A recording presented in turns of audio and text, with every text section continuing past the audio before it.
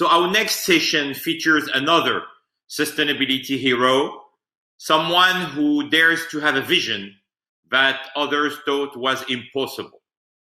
He made history by accomplishing the first ever non-stop around the world balloon flight. With a vision to demonstrate the immense potential of renewable energies, he then initiated the famous Solar Impulse Challenge and circumnavigated the globe in an airplane powered by solar energy. So ladies and gentlemen, please welcome to the virtual stage of the FII Institute, the chairman of the Solar Impulse Foundation, my dear friend, Dr. Bertrand Piccard. How are you, Bertrand? Good to see you Hello, again. Richard. Thank you for your patience. As you can see... very much for this invitation. Now really it's happy a to be here. very inspiring conversation. I wish we could have more time, but I'm sure we will be able to see it again and again. Bertrand, as an explorer, you have achieved what many thought was impossible, the kind of global system change we need right now will appear daunting to many leaders. So having made the impossible possible, what mindset do you think we should embrace if we are to deliver a sustainable world? I believe that the pioneering spirit that the world needs means to identify what are the habits, what are the paradigms on which our way of thinking is based, and try something else. And to give you the example with the environment, for decades, the paradigm was that protection of the environment was expensive, was requiring a lot of subsidies and a lot of sacrifice from the population. With the pioneering spirit, we break paradigms, we break the rules, and we invent another trajectory, which would be, for example, for the environment, to see if environmental protection could be profitable and not expensive. If it could bring enthusiasm for the population instead of sacrifice. And this is possible today. This is possible. The technologies have made such a huge jump in efficiency that today we gain more money and we create more jobs by protecting the environment rather than destroying it. And this is thanks to efficiency, because our world up to now was not efficient. It was a world of waste. Today, efficiency opens a completely new market. It's the market of the century to build efficient infrastructures, efficient building, efficient ways to produce the energy, efficient ways to produce food. Everything can be so much more efficient because today the world is wasting half of the energy production, half of the food production, half of the renewable, half of the resources, natural resources, and even the waste are wasted because they could be useful resources. So you see the fantastic work in progress that we can do, and this is the market of the century, even for people who don't believe that the environment is in danger. Bertrand, you talk about sustainability through the lens of profitability, and your 1000 Solutions initiative is a core component of that. So please tell us more about this initiative and what it aims to achieve. Yes, with pleasure. My goal is to speak the language of the people that I would like to convince. The key decision makers today are obsessed by profit, job creation, being re-elected. So let's tell them the same language, how to make more profit, how to create more jobs, and how to be re-elected. And as a proof of that, with my Solar Impulse Foundation, we have launched the challenge of selecting and labeling 1,000 solutions who can be clean technologies, renewable energies, systems, devices, products, materials that protect the environment in a financially profitable way.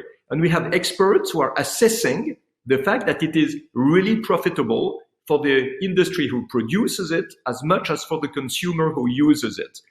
Today, we are more than halfway. We have 550 solutions labeled, 550 technological proofs that you can make a lot of money and create a lot of jobs by protecting the environment. That means by being more efficient in our industry, our agriculture, our economy, and our finance. Bertrand, I just got a question from one of our participants, which is quite interesting. So if you don't mind, I would like to ask, climate apart, what do you see as the biggest risks?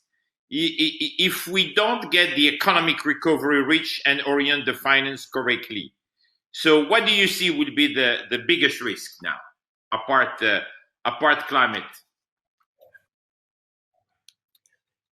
Today, there is no opposition between climate, environment, and economic recovery.